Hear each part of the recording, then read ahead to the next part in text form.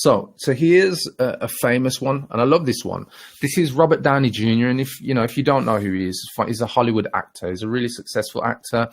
And there's two contrasting pictures you see here. One on the left is wearing his LA County Jail prisoner uniform because he was in prison for doing drugs.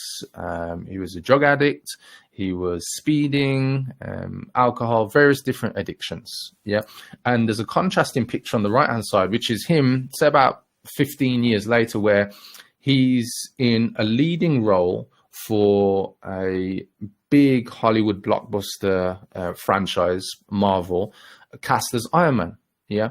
And I'm guessing if you were one of his friends, family, or even just, people who weren't even close to him and looked at Robert Downey Jr. on the left-hand side when he was a convicted criminal who ended up going to prison for, I think it was 2 years or so. I can't remember exactly.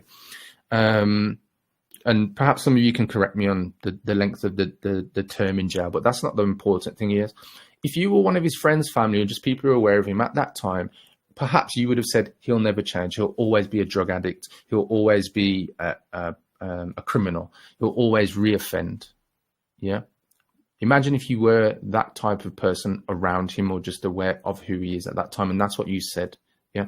But look at him like 10, 15 years later. And most of the planet actually know who he is now because he's like the leading character in the biggest film of all time, which is the Avengers Endgame, which is like a superhero film. If you're not into superhero films or sci-fi action, you probably wouldn't have heard of him. But, that's not the point. The point I'm showing you here, guys, is look at the contrast. One of the highest paid actors in Hollywood. And then on the left, a criminal. Imagine if he listened to all those naysayers and people who say, you'll never change, Robert. You'll always be that way. You'll always be that way. Yeah. Imagine if he thought that of himself and never actually then started to make change. Yeah. Because that's the contrast. You may have other people who say that, the naysayers, the haters.